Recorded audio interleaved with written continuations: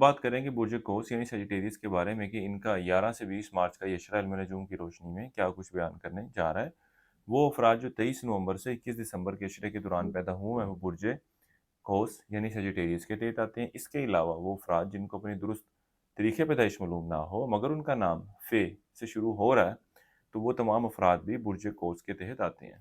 اس عشرے کے وقت کے دوران آپ لوگ اپنے ازدواجی معاملات کو اور اپنے گھریلو معاملات کو بہتر رکھنے کے حوالے سے خاصی کوششوں میں مصروف نظر آئیں گے یا آئیں گی، لیکن اس عشرے کے وقت کے دوران بھی جیسے کہ میں نے پچھلے عشرے میں بھی آپ لوگوں کو بیان کیا تھا کہ آپ کے شریک حیات کی طرف سے ایسی کوششیں نظر نہیں آ رہی کہ معاملات کو بہتر رکھا جا سکے، بلکہ معاملات کو خراب کرنے کے لیے، باتوں کو مزید بڑھانے کے حوالے سے یہ کوششوں میں سرگرم نظر آئیں گے یا آئیں گی۔ اس لیے آپ لوگوں کو اپنے رویے میں پھر بھی مثبت سلجھاؤ رکھنے کی ضرورت ہے تاکہ معاملات جو ہیں بہت زیادہ خرابی کی شکل نہ لیں۔ اس کے علاوہ یہ وقت برج قوس والوں کے لیے اس حوالے سے بھی بہتر رہنے والا ہے کہ آپ کی اپنی غیر ضروری اخراجات میں کمی کے حوالے سے کی گئی کوششوں میں کامیابی ملتی ہوئی نظر آئے گی۔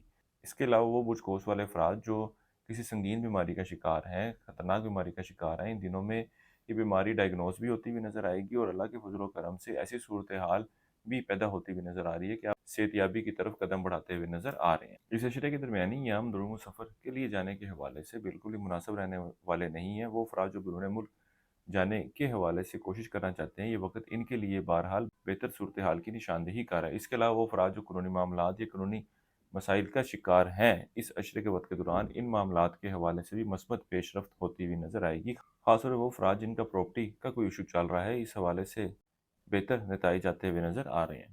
اس عرصے کے لیے ایک وظیفہ آپ لوگوں کو بتا رہا ہوں، وہ آیت الکرسی کا 21 مرتبہ پڑھنی ہے آپ نے روزانہ اور اپنے معاملات میں بہتری کے لیے دعا کرنی ہے۔ اس کے علاوہ اس عشرے کے دوران حسب توفیق اناج بطور صدقے کے طور پر دینا ہے۔ کسی بھی مثبت کام کا آغاز کرنا چاہیں تو اس عشرے کی 15، 16 اور 20 تاریخ کا آپ لوگوں نے انتخاب کرنا ہے۔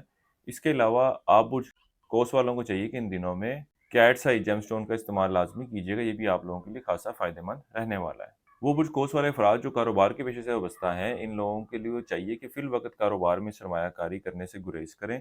اسی طرح کسی نئے کانٹریکٹ میں، نئے معاہدے میں جانے کے حوالے سے بھی یہ وقت اتنا کوئی بہتر رہنے والا نہیں ہے۔ اس کے علاوہ ان دنوں میں آپ لوگوں کو ملازمین پر بھی بہت زیادہ اعتبار کرنے سے گریز کرنا چاہیے، یہ آپ کے اعتبار پر پورا اترتے ہوئے نظر نہیں آ رہے۔ ان دنوں میں آپ اپنے وقت والدین کے ساتھ بھی گزارتے نظر آتے ہیں۔ اس کے علاوہ عمر میں بڑے لوگوں کے ساتھ بھی وابستہ کام ان دنوں میں طے پاتے ہوئے نظر آئیں گے۔ برج قوس والوں کے لیے اب تک اتنا ہی۔ اللہ حافظ۔